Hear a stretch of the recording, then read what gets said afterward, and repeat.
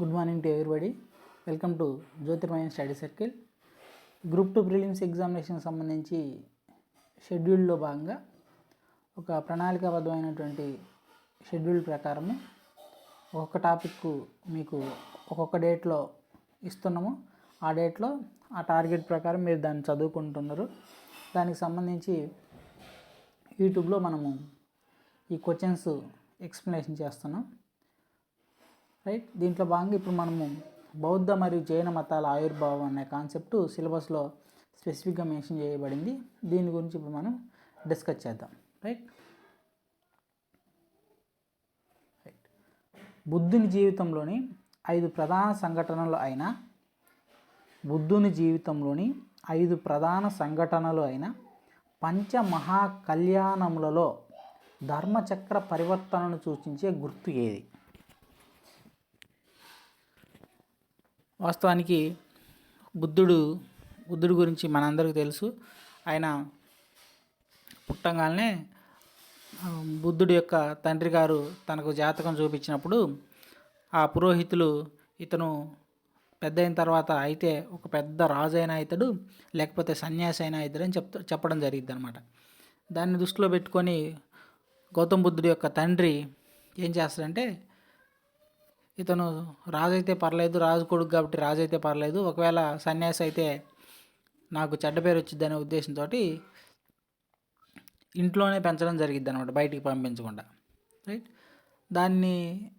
దాని ప్రభావం అనేది తర్వాత ఒకేసారి తను బయటికి రావడం వల్ల కొన్ని సంవత్సరాల పాటు ఇంట్లోనే ఉండి తర్వాత ఒకేసారి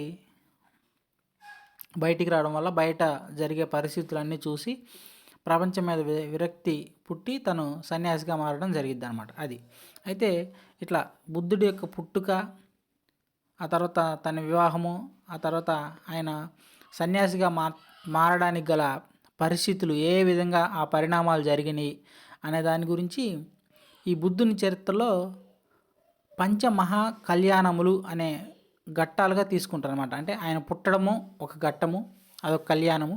అలాగే ఆయన ఇంటి నుండి బయటకు వచ్చేసి 29వ ఏట ఇంటి నుండి బయటకు వచ్చేసి అంటే నగరాన్ని చూడడానికి వెళ్ళినప్పుడు ఒక వృద్ధుడిని, ఒక శవాన్ని, ఒక సన్యాసిని, ఒక రోగిని, వీళ్ళందరిని చూడడము, దీన్ని మహాభినిష్క్రమణం అంటారు. జననము, మహాభినిష్క్రమణము, సంబోధి, ధర్మచక్ర పరివర్తన, మహాపరినిర్యాణం, వీటిని బుద్ధుని యొక్క జీవితంలో 5 మహా కళ్యాణములు అంటారు అనమాట. అయితే ప్రతి ఒక్క సంఘటనకు కూడా ఒక్కొక్క గుర్తుని కేటాయించడం జరిగింది. ఈ గుర్తుల్ని ఎగ్జామినేషన్లో అడగడం జరుగుతుంది అనమాట. జననానికి ఏం గుర్తు, తామర గుర్తు, అట్లా రకరకాలుగా ఎగ్జామినేషన్లు అడగడం జరిగింది. దాన్ని దృష్టిలో పెట్టుకొని ఈ క్వశ్చన్ ఫ్రేమ్ చేయడం జరిగింది అనమాట. రైట్.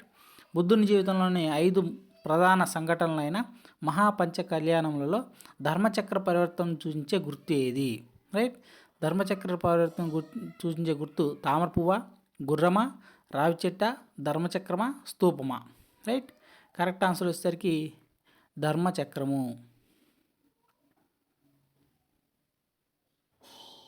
రైట్. ధర్మచక్ర పరివర్తన అనే ఘట్టాన్ని సూచించే గుర్తు ఏది అంటే మనకు ధర్మచక్రం అన్నమాట. రైట్. అయితే వాస్తవానికి జననం, ఈ తామర పువ్వు దేనికి గుర్తు అంటే బుద్ధుడు పుట్టడానికి నేపాల్లోని లుంబినీలో పుడతాడు బుద్ధుడు. బుద్ధుడి జననాన్ని సూచించే గుర్తు తామర పువ్వు అన్నమాట. అయితే బుద్ధుడు తన 29వ ఏట నగర పర్యటనకి వెళ్తాడనమాట. వెళ్ళినప్పుడు కంటక అనే గుర్రంని అధిరోహించి ఒక గుర్రబండి మీద వెళ్తాడనమాట. వెళ్ళినప్పుడు చూస్తాడు, అలా కొంత దూరం వెళ్ళినప్పుడు ఒక వృద్ధుడు కనిపిస్తాడు అనమాట. తన రథసారథిని అడుగుతాడు, గుర్రం తోలే అని అడుగుతాడు. ఎవరు ఈయన ఇలా ఉన్నాడు అని తన రథసారథిని అడగడం జరిగిద్ది అనమాట. రథసారథి అయితే గౌతమి, అంటే బుద్ధుడికి ముందు పేరు గౌతమ బుద్ధుడులే, అంటే వాళ్ళ తల్లిగారి పేరు మీద అలా రావడం జరిగింది. సిద్ధార్థుడు అంటారు ఆయన్ని. నాయనా, ప్రతి ఒక్కళ్ళు ఇప్పుడు ఈ వయసులో ఉన్న కొన్ని సంవత్సరాలకి అట్లా ముసలోడు అయిపోవాల్సిందే, చర్మం లూజ్ అయిపోతుంది, మనిషి వంగిపోతాడు అని చెప్తాడు అనమాట. ఇంకా కొంత దూరం వెళ్ళిన తర్వాత ఒక శవాన్ని తీసుకొని వస్తుంటారు అనమాట. ఇదేంటి వాళ్ళు ఒక మనిషిని అట్లా పండుకోబెట్టుకోమని తీసుకెళ్తానంటే, మనిషి పుట్టిన తర్వాత కొన్ని సంవత్సరాలు బతికిన తర్వాత చనిపోవాల్సిందే, అప్పుడు అందరు తీసుకెళ్ళి శవాన్ని కాల్ చేయడమో బూట్ చేయడమో జరుగుతుంది అని చెప్తారనమాట. ఇంకా కొంత దూరం వెళ్ళిన తర్వాత ఒక రోగి కనపడతారు అన్నమాట. దగ్గుతూ తుమ్ముతూ రకరకాల పుండ్లు అట్లాంటి వాటితో కనపడతారు. ఇదేంటి ఈ వ్యక్తి ఇలా ఉన్నాడు అని బుద్ధుడు తన రథసారథిని అడిగినప్పుడు, అయ్యా ఈ జీవన చక్రంలో భాగంగా అనేక బాధలకు అనేక రోగాలకు బారిన పడుతూ ఉంటాడు మనిషి, వీటన్నిటిని నెట్టుకొని వచ్చి చివరికి తను చాలించాల్సి ఉంటుంది అని చెప్తాడనమాట. ఆ తర్వాత ఇంకా కొంత దూరానికి పోయినప్పుడు అట్లా నగర పర్యటన చేస్తున్నప్పుడు ఒక సన్యాసి కనపడతారనమాట. ఇతనేంటి ఈ కాషాయ వస్త్రాలు ధరించి మెడలో దండలు వేసుకొని ఇట్లా నామాలు ధరించి ఇలా ఉండడంటే, అయ్యా ఇతను సన్యాసి, ఇతనికి ఈ ప్రాపంచికమైనటువంటి బంధాలు ఏముండవు, కరెక్ట్ టయానికి తినాలే లేకుంటే భార్య పిల్లలే ఇట్లా రకరకాల ఈ ప్రాపంచిక బంధాలు ఉండవు, ఈయన తన్మయంలో మునిగి తేలుతూ ఉంటాడు, దేవుడి గురించి ఆలోచిస్తూ ఉంటాడు అని చెప్తారన్నమాట. అప్పుడు ఈ సిద్ధార్థుడికి రైట్ మామూలుగా ఉంటే ఈ రోగాల బారిన పడడము, ఈ వృద్ధాప్యం స్వీకరించడము, ఈ బాధలు ఇవన్నీ ఉంటాయి కదా, ఈ సన్యాసం స్వీకరిస్తే ఒక జ్ఞానమయ మార్గంలో పోవచ్చు అనే ఆలోచన రావడం జరిగిద్ది అనమాట. అలా దాన్ని నిష్క్రమణ అంటారనమాట. రైట్. దానికి మహాభినిష్క్రమణానికి గుర్తు గుర్రం. తర్వాత తన 35వ ఏట బుద్ధుడికి గయలో అంటే బీహార్లోని గయలో బోధి వృక్షం కింద అంటే రావి చెట్టు కింద జ్ఞానోదయం అయిందన్నమాట. దాన్ని దృష్టిలో పెట్టుకొని సంబోధి అంటారు. బుద్ధుడికి జ్ఞానోదయం కాడాన్ని సంబోధి అంటారు. ఇది బోధి వృక్షం కింద జ్ఞానోదయం అయింది కాబట్టి దానికి గుర్తు, ఆ సంబోధికి గుర్తు బోధి చెట్టు లేదా రావి చెట్టు. జననానికి తామర చెట్టు, ఇంటి నుండి బయటికి వెళ్ళడం మహాభినిష్క్రమణానికి గుర్రము, జ్ఞానోదయం అవడం సంబోధి, దీనికి గుర్తు బోధి చెట్టు. ధర్మచక్ర పరివర్తన, ఎప్పుడైతే ఇంటిలో ఉన్నటువంటి బుద్ధుడు బయటకు వచ్చేసి బోధి చెట్టు కింద అంటే రావి చెట్టు కింద జ్ఞానోదయం పొందిండో, తదనంతరం ఆయన కొంతమంది శిష్యులకి బోధించడం జరిగిద్ది అనమాట. ఒక 5 మంది శిష్యులకి బోధించడం జరిగిద్ది అనమాట. సారనాథ్లో, కాశీపట్నంలోని సారనాథ్లో ఒక 5 మందికి బోధించడం జరిగిద్ది అనమాట. దీన్నే ధర్మచక్ర పరివర్తన అంటారు. ఈ ధర్మచక్ర పరివర్తన గుర్తు ధర్మచక్రం అనమాట. ఈ ధర్మచక్రంలో 8 ఆకులు ఉంటాయి, అంటే 8 చువ్వలు లాంటి 8 ఆకులు ఉండడం జరిగింది. అదే అశోకుని ధర్మచక్రంలో మన 3 రంగుల పతాకం మీద ఉండేది కదా, ఆ అశోకుని చక్రంలో అయితే 24 ఆకులు ఉండడం జరిగింది. ఈ బుద్ధుడి ధర్మచక్రంలో అయితే 8 ఆకులు ఉండడం జరిగింది. తర్వాత ఇవన్నీ జరిగిన తర్వాత జన్మించడం, ఇంటి నుంచి వెళ్ళిపోవడము, జ్ఞానోదయం పొందడము, ఆ తర్వాత ఆ జ్ఞానాన్ని శిష్యులకి బోధించడం, ఇదంతా జరిగిన తర్వాత 80 ఏట దగ్గర 40 సంవత్సరాల పాటు ఈ బౌద్ధ మతాన్ని ప్రచారం చేసి బౌద్ధ ధర్మాన్ని ప్రచారం చేసి 80 ఏట కుషీనగరంలో మరణిస్తాడు అనమాట. దీన్ని మహాపరినిర్యాణం అంటారు. ఈ మహాపరినిర్యానికి గుర్తు స్తూపం అనమాట. రైట్. నెక్స్ట్, బుద్ధుడు తన శిష్యులకు సరైన మార్గాన్ని గురించి బోధిస్తూ 4 ఆర్య సూత్రాలను బోధించాడు. వాటిని వరుస క్రమంలో అమర్చండి. ఇది చాలా చాలా ఇంపార్టెంట్ అండి. ఇది వాస్తవానికి ప్రీవియస్ ఎగ్జామినేషన్లో అడిగిన క్వశ్చన్, దాన్ని యాస్టీస్గా ఇవ్వడం జరిగింది. వాస్తవానికి ఈ క్వశ్చన్ అంటే నేను మన ఏపీఎస్సీ ఎగ్జామ్స్ కానీ ఎస్ఐ కానిస్టేబుల్ వీటిలో చూసినప్పుడు చిన్న చిన్న క్వశ్చన్స్ అడిగింది అనమాట. బుద్ధుడి పూర్తి పేరు ఏమిటి, బౌద్ధ మతంలోని పవిత్ర గ్రంథాలను ఏమంటారని, ఇట్లా అవి అడగడం జరిగింది. వాస్తవానికి ఏపీఎస్సీ కండక్ట్ చేసే ఎగ్జామ్లో మనకి ఏన్షియంట్ హిస్టరీ లేదు కాబట్టి ఈ మధ్యకాలంలో 2016 నుంచి జరిగినటువంటి ఏపీఎస్సీకి సంబంధించిన ప్రీవియస్ పేపర్లో ఏన్షియంట్ ఇండియన్ హిస్టరీ కానీ మిడియవల్ ఇండియన్ హిస్టరీకి సంబంధించిన కానీ క్వశ్చన్స్ ఎక్కడా మనకు కనపడవు అన్నమాట. దాన్ని దృష్టిలో పెట్టుకొని నేను సివిల్ సర్వీసెస్ పేపర్స్, ఎన్సీఆర్టీ బుక్స్లో ఉన్నటువంటి అలానే రకరకాల పిఎస్సీస్ అంటే పబ్లిక్ సర్వీస్ కమిషన్స్, వేరే స్టేట్ పబ్లిక్ సర్వీసెస్ కమిషన్స్ నిర్వహించినటువంటి ఈ ప్రీవియస్ పేపర్లు ఒక కన్సాలిడేటెడ్ మెటీరియల్లో నేను చూసినప్పుడు ఏమైందంటే ఈ క్వశ్చన్ అడగడం జరిగిందనమాట. ఇది రైల్వే ఎగ్జామ్లో ఒక ఎగ్జామ్లో అడిగిండు, అలానే Uttar Pradesh public service commission conduct చేసిన ఎగ్జామ్లో కూడా ఈ క్వశ్చన్ అడగడం జరిగిందనమాట. ఇట్లా చిన్న చిన్న క్వశ్చన్స్ కాకుండా కొంత డిఫికల్ట్ వేలో ఉండేటట్టు అడగడం జరిగింది. మనకు అందరికీ తెలుసు, బుద్ధుడు బోధన అంటే తెలుసు. ఏమని చెప్తాడు ఆయన? కోరికలే దుఃఖానికి మూల కారణమని, ప్రపంచం అంతా దుఃఖంగా ఉందని, ఈ దుఃఖాన్ని జయిస్తే మోక్షాన్ని పొందవచ్చు అని చెప్తారన్నమాట. అయితే దాన్ని ఒక క్రొనలాజికల్ ఆర్డర్లో అడగడం జరిగిందనమాట. ఇది చాలా చాలా ఇంపార్టెంట్. బుద్ధుడు తన శిష్యులకు సరైన మార్గాన్ని గురించి బోధిస్తూ 4 ఆర్య సూత్రాలను బోధించాడు. ఆ ఆర్య సూత్రాలను వరుస క్రమంలో అమర్చమని అడిగింది. చాలా చాలా ఇంపార్టెంట్ అండి. ఇది ప్రీవియస్ ఎగ్జామినేషన్లో అడిగిన క్వశ్చన్. కోరికలే దుఃఖానికి మూల కారణం, ప్రపంచమంతా దుఃఖమయం, దుఃఖాన్ని నిరోధించవచ్చు, కోరికలను జయిస్తే దుఃఖాన్ని ఎదుర్కోవచ్చు. మొదట ఏది, చివర ఏది అనేది కనిపెట్టాలి. First 1 2 3 4 2 3 4 1 2 3 1 4 3 1 2 4 right. కరెక్ట్ ఆన్సర్ వచ్చేసరికి మొదట మామూలుగా ఫస్ట్ది అనుకుంటాం అందరికీ. అంటే మనం చదివేటప్పుడు కానీ మనం చూసినప్పుడు కానీ ఇదే అనుకుంటాం, కోరికలే దుఃఖానికి మూల కారణం అని అనుకుంటారు అన్నమాట ఫస్ట్ చెప్పిన ఆర్య సూత్రం. అలా కాదు. కరెక్ట్ ఆన్సర్ వచ్చేసరికి ప్రపంచమంతా దుఃఖమయం, కోరికలే దుఃఖానికి మూల కారణం,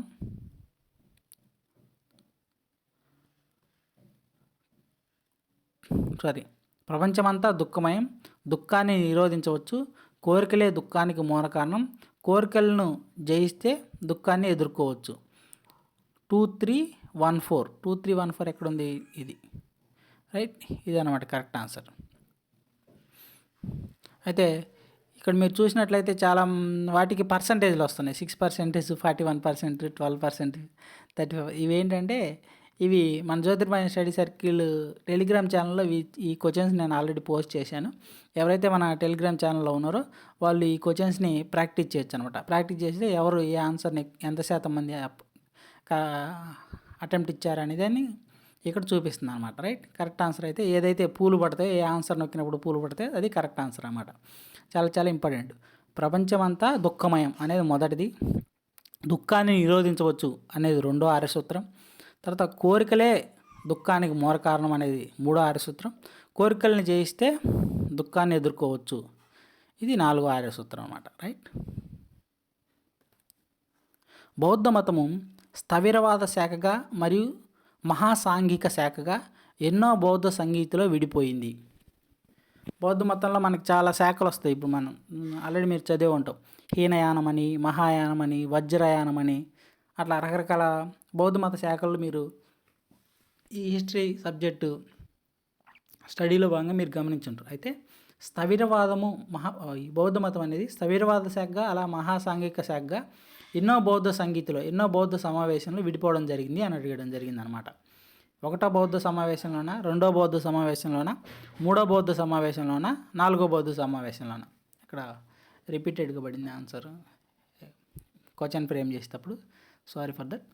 కరెక్ట్ ఆన్సర్ వచ్చేసరికి రెండో బౌద్ధ సంగీతిలో, రెండో బౌద్ధ సమావేశం అప్పుడు ఈ బౌద్ధ శాఖ అనేది రెండుగా విడిపోవడం జరిగింది అనమాట.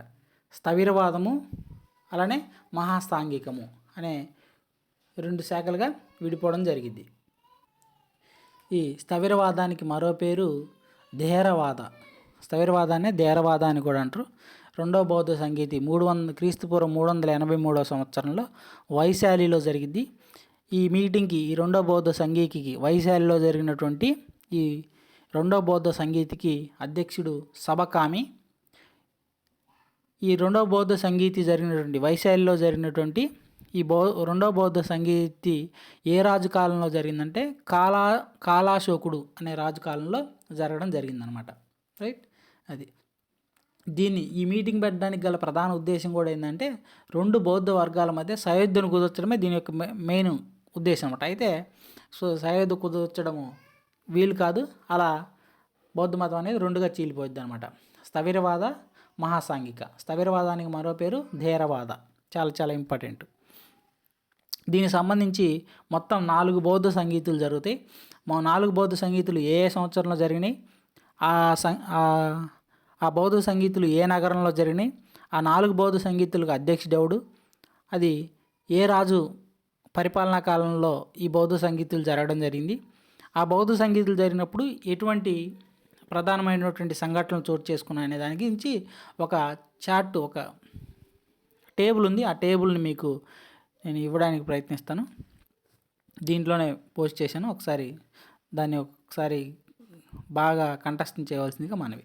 ఖచ్చితంగా దీని నుంచి బౌద్ధ మతం, జైన మతం నుంచి 1 లేదా 2 మార్కులు వచ్చే అవకాశం ఉంది. ఆ 1, 2 మార్కుల్లో ఫస్ట్ క్వశ్చన్ ఒక్క క్వశ్చన్ అనేది ఆ టేబుల్ నుంచే రావడానికి మ్యాక్సిమం 80% స్కోప్ ఉందన్నమాట. రైట్. మంత్రతంత్రాల ద్వారా మోక్షం పొందవచ్చు, మంత్రతంత్రాల ద్వారా మోక్షం లభిస్తుంది అని విశ్వసించే బౌద్ధ శాఖ ఏది? హీనయానమా, మహాయానమా, వజ్రయానమా, సహజయానమా? రైట్. ఏది? మంత్రతంత్రాల ద్వారా మోక్షం లభిస్తుందని విశ్వసించే బౌద్ధ శాఖ వజ్రయానం.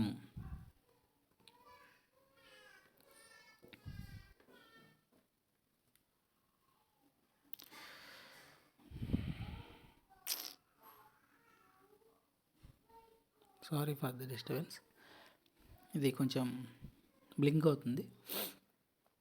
అదనమాట. వాస్తవానికి మీకు అంతకుముందే చెప్పాం కదా, బౌద్ధ మతం అనేది రకరకాల శాఖలకు విడిపోవడం జరిగింది. హీనయానం అని, మహాయానం అని, మహాసాంఘికం అని, స్థవిరవాదం అని, ఇట్లా రకరకాల విడిపోవడం జరిగింది కదా. అయితే వాటిలోని ఒక బౌద్ధ శాఖ మంత్రతంత్రాల ద్వారా కూడా మోక్షం లభిస్తుంది అని విశ్వసించిద్ది అనమాట.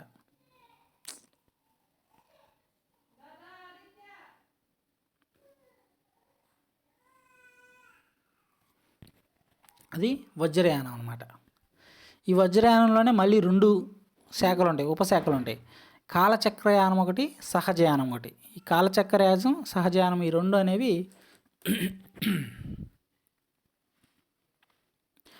వజ్రయానంలోని ఉపశాఖలు అన్నమాట. అయితే అసలు ఈ హీనయానం అంటే ఏంటి, మహాయానం అంటే ఏంటంటే, హీనయానం అంటే వీళ్ళు మార్పును వ్యతిరేకిస్తారనమాట. మహాయానం మార్పును అంగీకరించిద్ది, అంటే పరిస్థితులకు తగ్గట్టు ఈ మతం మారడానికి ప్రయత్నించింది అనమాట మహాయానం. హీనయానము మార్పును అంగీకరించదు. అలాగే హీనయానం పాలీ భాషను అనుసరిస్తుంది. మహాయానం వచ్చేసరికి సంస్కృత భాషకు మళ్ళిందనమాట. సంస్కృత భాషను కూడా ఆచరిస్తుంది అనమాట. పాలీ భాషను వీడి సంస్కృత భాష వైపు మళ్ళిందనమాట. అయితే ఈ హీనయానానికి సంబంధించి ఇది బుద్ధుడికి మానవ స్వరూపాన్ని ఇవ్వదు. ఓన్లీ బుద్ధుడికి సంబంధించినటువంటి చిహ్నాలను పూజిస్తారన్నమాట. బుద్ధుడిని విగ్రహారాధన రూపంలో ఆరాధించడం అనేది ఈ హీనయానం అనేది వ్యతిరేకిస్తుంది. అదే మహాయానానికి వచ్చేసరికి బుద్ధుడు అంటే ఒక గురువు లాంటి వాడు కాదు, బుద్ధుడు ఒక దేవుడు లాంటి వాడు అని బుద్ధుడికి కూడా మొట్టమొదటిసారిగా మన భారతదేశంలో ఎందుకు ఇలా అవుతుంది? రైట్. ఎవరైతే ఆన్సర్లు టెలిగ్రామ్ గ్రూప్లో ఆన్సర్ చేస్తారో వాళ్ళు కొంచెం సేపు ఆగండి. మీరు ఆన్సర్ చేయడం వల్ల ఇది బ్లింక్ అవుతుంది.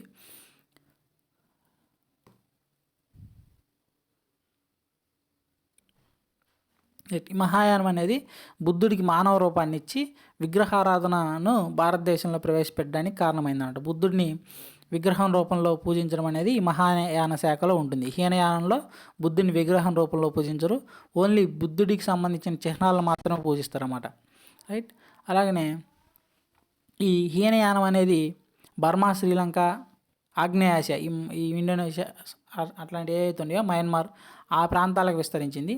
ఈ మహాయానం అయితే చైనా, జపాన్, నేపాల్, దక్షిణ కొరియా, ఉత్తర కొరియా ఆ ప్రాంతాలకు విస్తరించింది అన్నమాట. అది వాటి గురించి ఇంపార్టెంట్. హీనయానం, మహాయానం గురించి ఇంపార్టెంట్. అయితే ఈ వజ్రయానం అనేది క్రీస్తు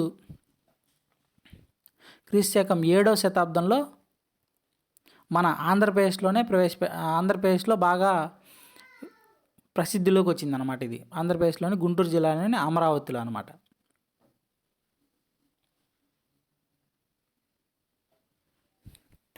నెక్స్ట్, బౌద్ధ మత పవిత్ర గ్రంథాలకు సంబంధించి సరికాని వ్యాఖ్యను గుర్తించండి.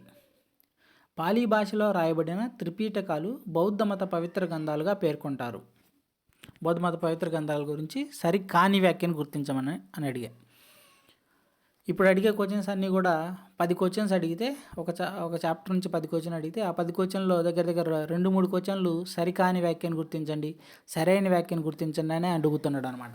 అట్లా ఈ క్వశ్చన్స్కి మీరు ఆన్సర్ చేయగలగాలంటే ఆ సబ్జెక్ట్ పట్ల ఆ కాన్సెప్ట్ పట్ల మీకు ఒక పర్టికులర్ స్టాండర్డ్ అవగాహన ఉండాల్సి ఉంటుంది. అప్పుడు మాత్రమే వీటిని ఆన్సర్ చేయగలుగుతారు. ఇట్లాంటి అంటే చిన్న చిన్న క్వశ్చన్స్కి ఎవరైనా ఆన్సర్ చేయగలుగుతారు అనమాట. ఏంటి, మొదట బౌద్ధ సంగీతి ఎక్కడ జరిగిందంటే రాజగృహలో జరిగింది. మొదట బౌద్ధ సంగీతికి అధిపతి ఎవరంటే మహాకశ్యపుడు. అట్లా చిన్న చిన్న క్వశ్చన్స్. బుద్ధుడు మొదటి పేరు ఏం పేరు, వాళ్ళ నాయన పేరు ఏం పేరు, బుద్ధుడు ఎక్కడ జన్మించింది అంటే చిన్న చిన్న క్వశ్చన్స్. వాటిని మీరు మామూలుగా బుక్ రీడింగ్ చేసేటప్పుడు మీకు డైరెక్ట్గా గుర్తుంటాయి, ప్రాబ్లం లేదు.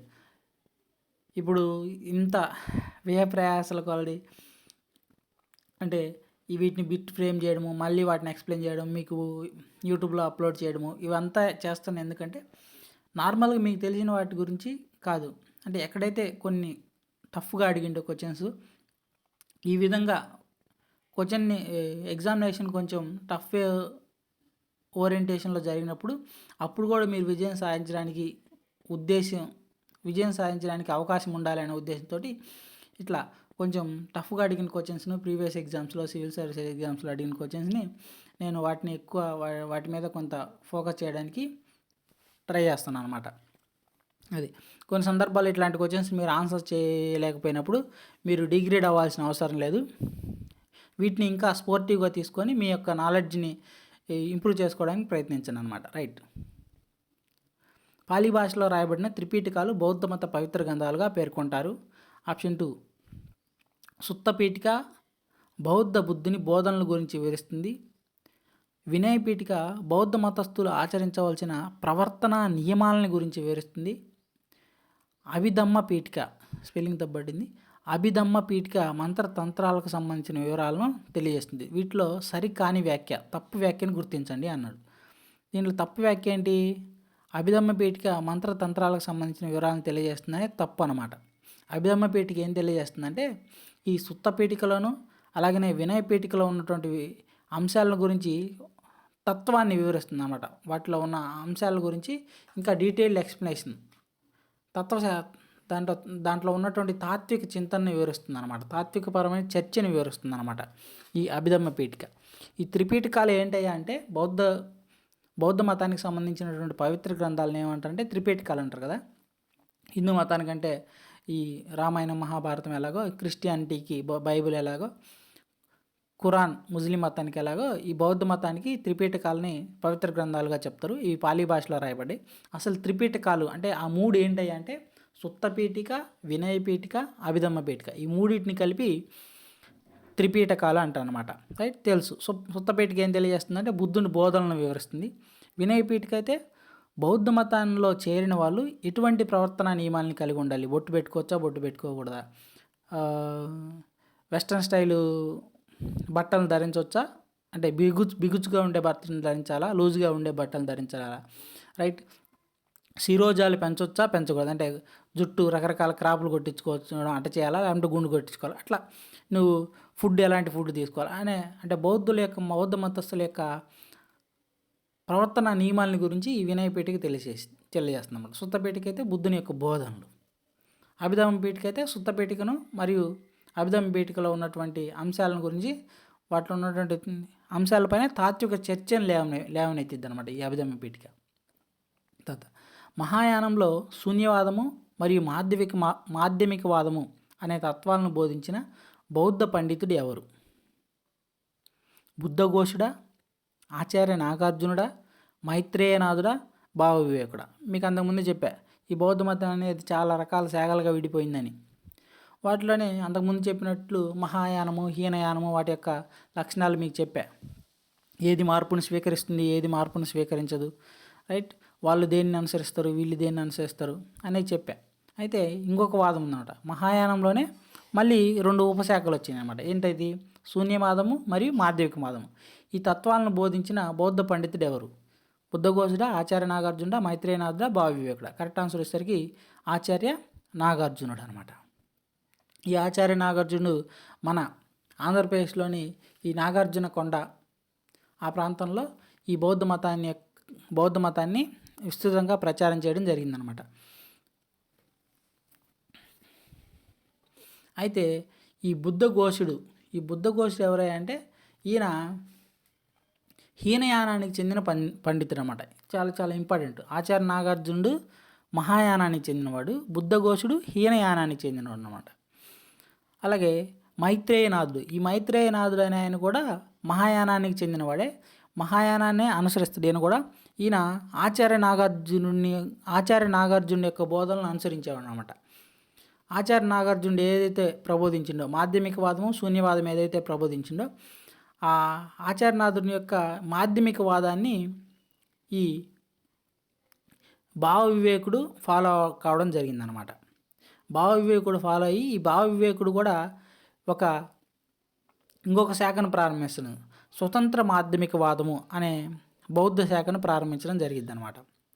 భావ వివేకుడు ఆచార్య నాగార్జునుడి వల్ల శిష్యుడు లేకపోతే అనునాయుడు అనుసరించేవాడు.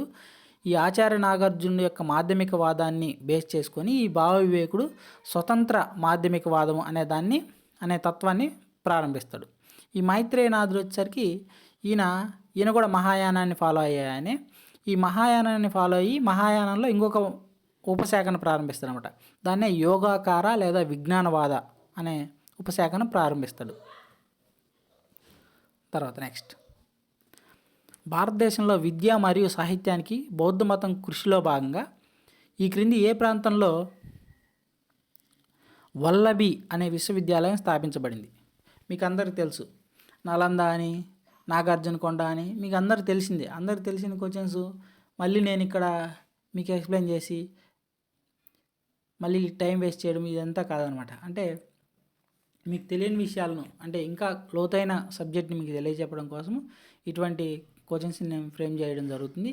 ఈ క్వశ్చన్స్ ఏవైతే ఉన్నాయో మ్యాక్సిమం వీటిలో ఉన్నటువంటి క్వశ్చన్స్ చాలా కూడా, అంటే నేను ప్రతిదానికి ఇయర్స్ వేయలేదు, ఏ ఇయర్లో వచ్చింది, ఏ ఎగ్జామ్లో వచ్చింది ఇవ్వకపోయినప్పటికీ మ్యాక్సిమం ఇవన్నీ కూడా రకరకాల అయినటువంటి public service commissions, civil services prelims ఎగ్జామ్లో అడిగినటువంటి క్వశ్చన్స్ అనమాట. చాలా జాగ్రత్తగా గుర్తించండి.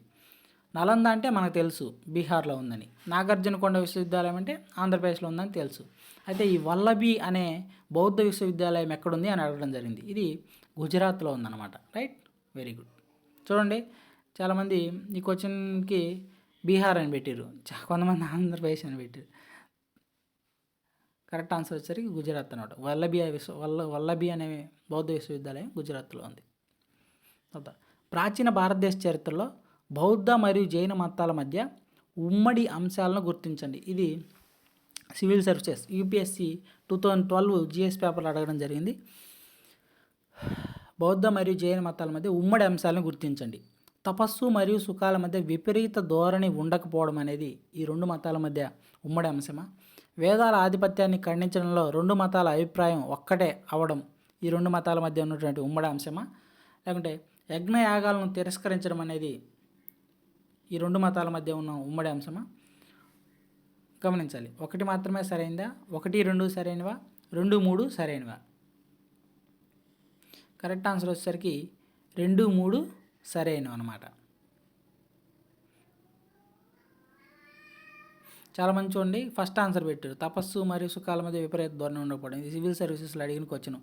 అట్లా ఎగ్జామినేషన్లో అడిగే క్వశ్చన్స్ మామూలుగా మీరు చదివే బుక్స్లో చివరి వైపున చాప్టర్ చివరి నుండే ప్రాక్టీస్ క్వశ్చన్ లాగా చిన్నగా సింగిల్ లైన్ ఆన్సర్ ఉండేటట్టు, సింగిల్ లైన్ క్వశ్చన్ ఉండేటట్టు ఇవ్వడం అనమాట. ఇట్లా క్వశ్చన్ని ట్విస్ట్ చేసి అడుగుతాడు అనమాట. అది ఈ రెండింటి మధ్య ఉన్నటువంటి ఉమ్మడి అంశాలు అంటే సిమిలారిటీ పాయింట్స్ ఏంటి? తపస్సు మరియు సుఖాల మధ్య విపరీత ధోరణి ఉండకపోవడం. మీరు ఒకసారి గమనిస్తే బౌద్ధ మతం అనేది మధ్య మార్గ ధోరణిని బోధించిద్ది అనమాట. అదే జైన మతం అనేది మధ్య మార్గ ధోరణిని బోధించదు. జైన మతంలో తపస్సును గురించి తెలియజేస్తూ ఘోరమైన తపస్సు చేయాలన్నమాట. ఆ తపస్సు ఎలా చేయాలంటే, నువ్వు ఆ తపస్సు చేసేటప్పుడు నీళ్లు కానీ ఆహారం కానీ ముట్టుకోకుండా ఆ తపస్సులో ఉండి అలానే కుచించిపోయి చనిపోవాలన్నమాట. అట్లా తపస్సు గురించి కానీ లేదంటే అహింస గురించి కానీ ఈ జైన మతం అనేది చాలా స్ట్రిక్ట్ రూల్స్ను ఫాలో అయ్యిద్ది అనమాట. ఇక్కడేమన్నాడు? విపరీత ధోరణి ఉండకపోవడం అన్నాడు. అక్కడ జైన మతంలో విపరీత ధోరణి ఉందన్నమాట. కాబట్టి ఇది అనేది తప్పు అనమాట. వేదాలను బౌద్ధ మతం ఖండించింది, జైన మతం ఖండించింది. కాబట్టి ఈ రెండు కరెక్టే. యజ్ఞయాగాలను బౌద్ధ మతం తిరస్కరించింది, జైన మతం తిరస్కరించింది, కరెక్టే. కాబట్టి 2, 3 సరైనవి. తపస్సు విషయంలో జైన మతానికి తీవ్రమైనటువంటి భావజాలం ఉంది. తీవ్రమైన తపస్సు చేసి చనిపోవాలి. మీరు తపస్సు చేసేటప్పుడు ఈ ఆహారాన్ని ముట్టకుండా కుచించిపోయి చనిపోవాలి అనేది దాని యొక్క ఉద్దేశం అన్నమాట. కాబట్టి విపరీత ధోరణి ఉంది. విపరీత ధోరణి అనేది బౌద్ధ మతంలో ఉండదు. మధ్య మార్గ ధోరణి, మీడియేషన్ ఓరియంటేషన్ ఆఫ్ ఐడియాలజీ అనేది ఈ బౌద్ధ మతంలో ఉంటుందన్నమాట.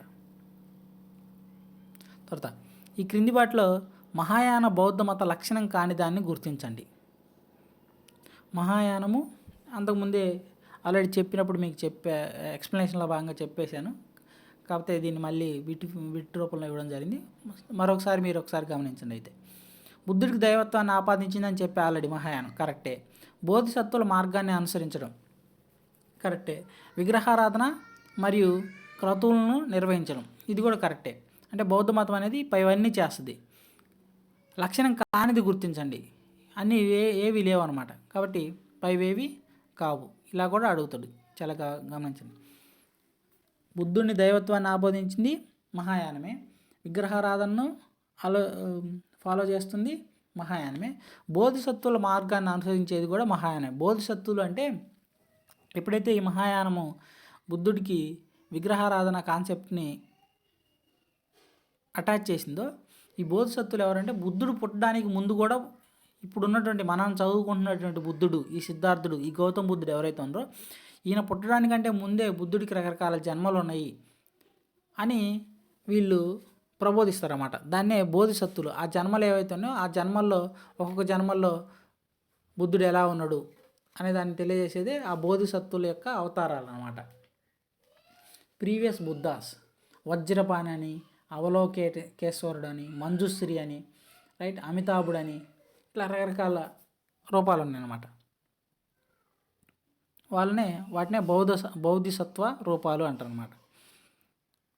వాళ్ళను కూడా బోధిసత్వ మార్గాన్ని అనుసరించడం అనేది మహాయానంలో ఉండే కాన్సెప్ట్ అనమాట. ఇది చాలా చాలా ఇంపార్టెంట్. ప్రపంచంలోనే అతిపెద్ద బౌద్ధ స్తూపమైన బోరోబుదుర్ ఏ దేశంలో ఉంది? కంబోడియాలోన, ఇండోనేషియాలోన, బర్మాలోన, థాయిలాండ్లోన? ఇది ఇండోనేషియాలో ఉందన్నమాట. ప్రపంచంలోనే అతిపెద్ద స్తూపమైన బోరోబుదుర్ ఏది ఎక్కడుందంటే ఇండోనేషియాలో ఉంది. దీనికి సంబంధించి మీరు ఎక్స్ప్లెనేషన్ కూడా ఇక్కడ చూడొచ్చు. ఇక్కడ ఈ లైట్ సింబల్ మీద క్లిక్ చేస్తే కనబడుతుంది. క్రీస్తకం 8వ శతాబ్దానికి చెందిన ఈ నిర్మాణం ఇండోనేషియాలో ఉంది. ఇది 9 అంతస్తులు కలిగి లోపల నుంచే మెట్లు ఉంటాయి అన్నమాట. పైకి వెళ్ళొచ్చు. లోపల నుండి పైకి వెళ్ళడానికి మార్గాన్ని కలిగి ఉంటుంది. ఇది ప్రపంచ వారసత్వ జాబితా అయినటువంటి యునెస్కోలో కూడా పేరు నమోదు చేసుకోవడం జరిగిందనమాట. బోరోబుదుర్లో ఉంటుందన్నమాట. ఇది ప్రపంచంలో అతిపెద్ద బౌద్ధ స్తూపం. బౌద్ధ మతానికి సంబంధించి కింది వ్యాఖ్యలను పరిశీలించండి. బోధిసత్వ భావన బౌద్ధ మతంలోని హీనయాన శాఖలో ప్రధానమైన అంశం. బోధిసత్వులు అంటే తనకు జ్ఞానోదయం అయ్యే మార్గంలో సహానుభూతి పొందేవాడు. ఇతరులు మోక్షం పొందేందుకు సహాయం చేసేందుకు బోధిసత్వులు తన మోక్షాన్ని వాయిదా వేసుకుంటాడు. అయితే 1 మాత్రమే సరైందా, 2 మాత్రమే సరైందా, 2, 3 సరైనవే. చూడండి, ఇది కూడా సివిల్స్ ఎగ్జామినేషన్లో అడిగినటువంటి ప్రీవియస్ క్వశ్చన్ అనమాట. ఇట్లా నార్మల్గా మనం చదివే టెస్ట్ పేపర్లలోనూ బుక్స్ వెనకాల ఉండే ప్రీవియస్ ప్రాక్టీస్ టెస్ట్లలో ఉండే క్వశ్చన్స్ వేరు, ఎగ్జామినేషన్లో అడిగే క్వశ్చన్స్ వేరు అన్నమాట. చాలా జాగ్రత్తగా లోతైన ఉద్దేశంతో అడగడం జరుగుతుంది. మేము అంతకుముందే చెప్పా. ఏంటి, బోధిసత్వులను అనుసరించే వాళ్ళు ఎవరు? మహాయాన బౌద్ధ శాఖ వాళ్ళు. ఇక్కడ ఫస్ట్ ఆప్షన్ ఏమి ఇవ్వడం జరిగింది? బోధిసత్వ భావన బౌద్ధ మతంలోని హీనయాన శాఖలో ఉంది అన్నాడు. కాబట్టి తప్పుగా. కాబట్టి 1 మాత్రమే సరైంది అంటే కాదు, 2 మాత్రమే సరైంది, 2, 3 సరైంది. చూడండి,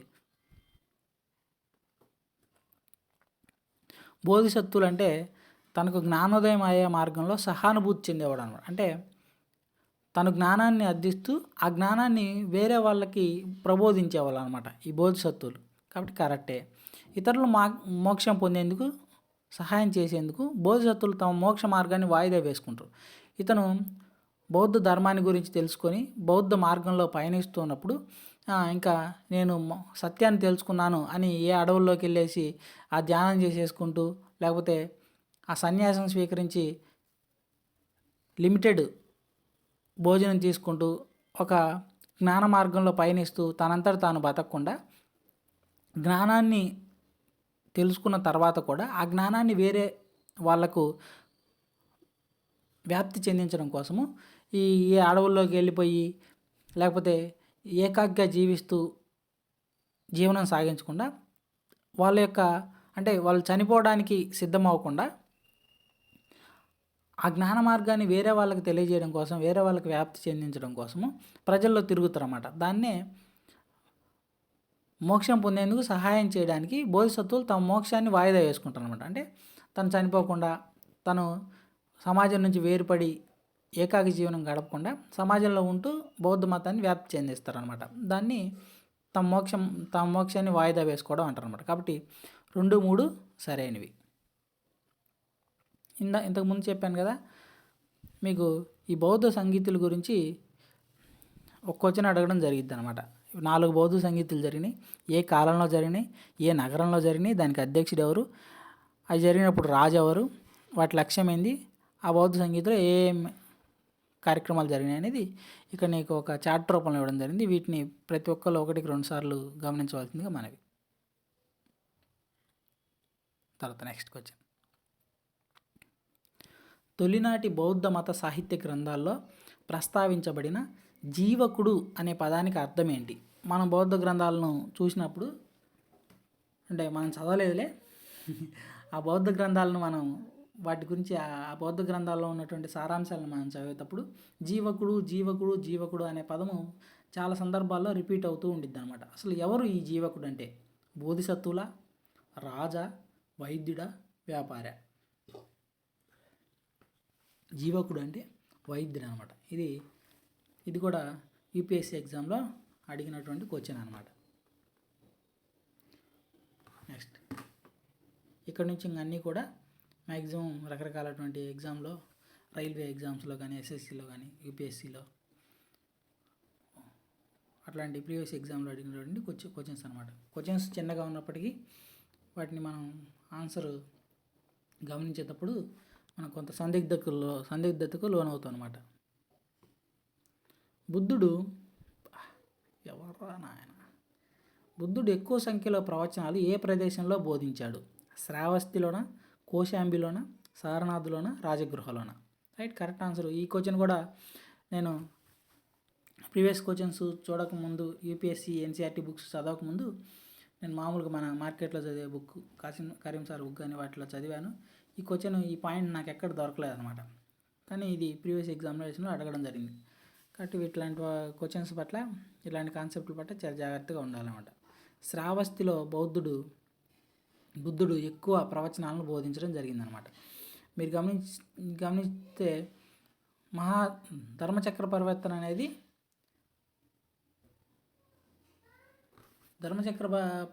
సారనాథ్లో చేసిందనమాట.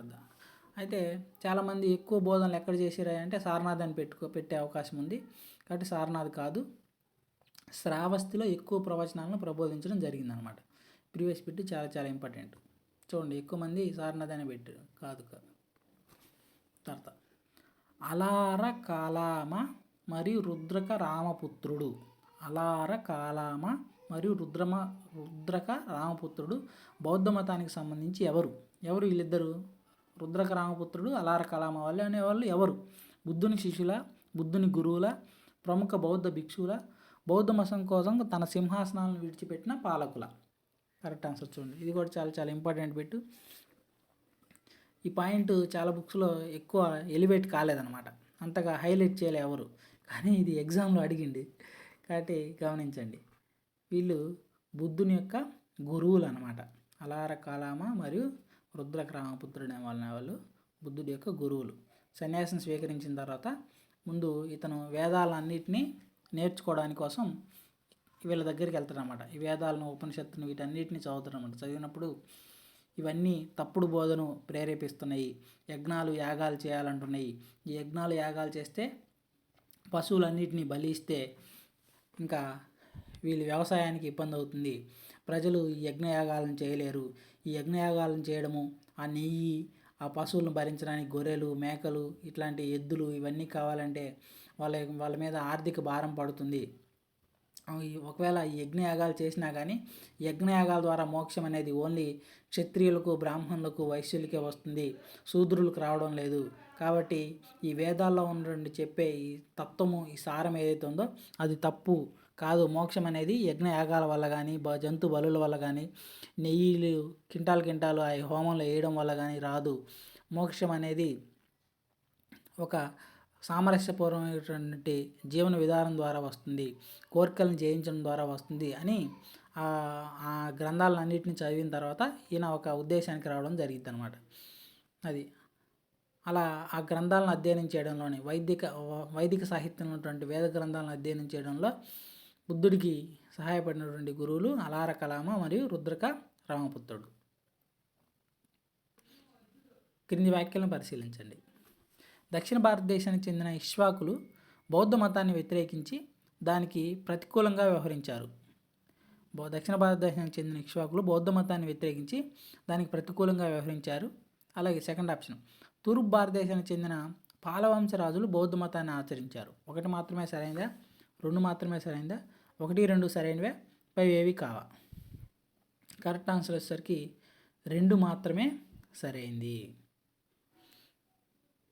రైట్. చాలామంది 1, 2 సరైందని పెట్టారు చూడండి. కాదండి, వాస్తవానికి దక్షిణ భారతదేశంలో ఉన్నటువంటి ఇక్ష్వాకు రాజులు ఎవరైతే ఉన్నారో ఈ ఇక్ష్వాకులు, దక్షిణ భారతదేశాన్ని పాలించినటువంటి ఇక్ష్వాకులు కృష్ణా నది తీర ప్రాంతంలో మన ఆంధ్రదేశాన్ని పాలించడం జరిగింది. ఈ ఇక్ష్వాకులు బౌద్ధ మతాన్ని వ్యతిరేకించలేదు, ఇక్ష్వాకులు కూడా బౌద్ధ మతాన్ని ఆదరించారు. ఇది దక్షిణ భారతదేశానికి సంబంధించి. దక్షిణ భారతదేశంలో ఇక్ష్వాకులు బౌద్ధ మతాన్ని ఆదరిస్తే తూర్పు భారతదేశంలో పాలవంశరాజులు బౌద్ధ మతాన్ని ఆదరించారన్నమాట. కాబట్టి 2 మాత్రమే కరెక్టు. ఫస్ట్ దాంట్లో వాళ్ళు వ్యతిరేకించారని ఇచ్చారు, అది తప్పు. వాళ్ళు ఇక్ష్వాకులు, దక్షిణ భారతదేశాన్ని పాలించినటువంటి ఇక్ష్వాకులు కూడా బౌద్ధ మతాన్ని ఆదరించారు అనమాట. ఇది కూడా ప్రీవియస్ ఎగ్జామ్లో అడిగిన క్వశ్చన్ అనమాట. రైట్. ఈ విధంగా జైన మతం, అది ఇంకొక వీడియోలో చూద్దాం. వాస్తవానికి ఇది లైవ్లో పెట్టేవాడిని. ఈ లైవ్ కొంచెం నేను మరీ ఉదయాన్నే చేస్తాను. చాలామంది మీరు లైవ్లో పాల్గొనలేరనే ఉద్దేశంతో ఉదయాన్నే రికార్డ్ చేసి తర్వాత అప్లోడ్ చేయడం జరుగుతుంది. కాబట్టి ఎవరైతే ప్రిలిమ్స్ ప్రిపేర్ అవుతుందో నేను ఇచ్చినటువంటి ఈ 60 days ప్లాన్ ప్రకారం చదివితే ఖచ్చితంగా మీరు ప్రిలిమ్స్ సునాయాసంగా పాస్ అవ్వగలరు.